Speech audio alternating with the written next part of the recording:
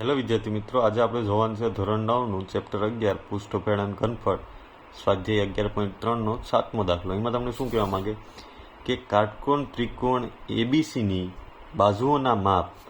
આપણે કાટકોણ ત્રિકોણ બનાવવું હોય, તમને આપેલ છે 5 સેમી, 12 સેમી અને 13 સેમી છે, બરાબર. જો તેને 12 સેમીની બાજુ તરફ પરિભ્રમણ કરવામાં આવે, પરિભ્રમણ એટલે આમ ગોળ ગોળ ફેરવવામાં આવે તો બનતા શંકુનું ઘનફળ શોધવાનું. એટલે મતલબ કે જો શંકુ ટાઈમ પહેલા દોરું, પછી હું તમને સમજાવું.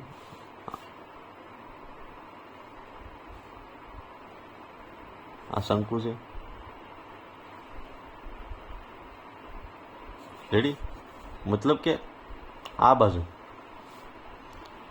બાજુ આ એક કાટકોણ ત્રિકોણ થઈ ગયા, પેલા કાટકોણ ત્રિકોણ છે, બરાબર. સોરીઓ, કાટકોણ ત્રિકોણ છે. આ કાટકોણ ત્રિકોણનું આમ ફેરવું, આમાં તો એ શંકુ ટાઈપનું બને ને. આમ ફેરવું, કોઈ પણ વસ્તુ હોય ને આમ ફેરવું, મતલબ આ કાટકોણ ત્રિકોણ છે ને હું આમ ફેરવું તો શંકુ ટાઈપનું બન્યું. અને તમને માપ આપેલ છે કે 5 સેમી, 12 સેમી અને 3 સેમી છે.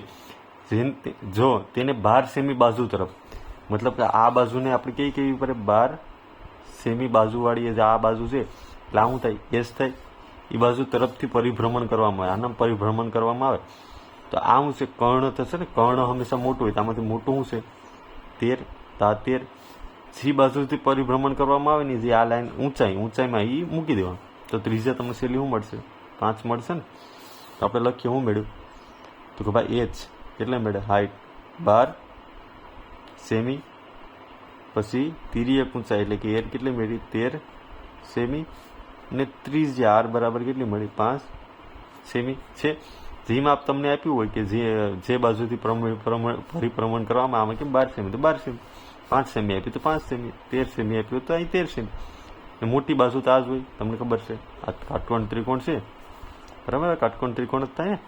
તો આ કર્ણ છે હંમેશા શું હોય, આ બે બાજુથી મોટો હોય. રેડી. તો હવે આપણી કિંમત મૂકીએ.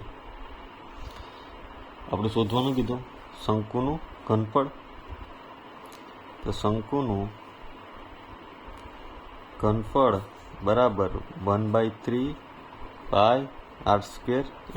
હા કે ના, 1/3 ના 1/3 પાઈ એટલે 22/7 ગુણ્યા આર કેટલા છે આપણી પાસે, 2 વાર 5 મૂકવા પડશે, ને એચ કેટલા છે, 12. હા કે ના. હવે આમાં કંઈ ઉડે એમ છે તો 4 તેરી 12. હા કે ના, મેળવ્યું 22/7, 25 25 ગુણ્યા 4, તો 22/7, 25 100. રેડી. આ તમને જવાબ મળ્યો.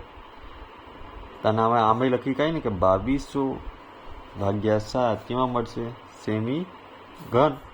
ને બીજી રીતનાનો જવાબ જોતો હોય આપણે તો કેમ લખી શકાય, આ 22/7 છે તેને પાઈ લખી કાંઈ, પાઈ ગુણ્યા 100. આમ લખી કાંઈ ને કે 100 પાઈ સેમી ઘન. આ રીતના તમને જવાબ આપેલ છે, બરાબર.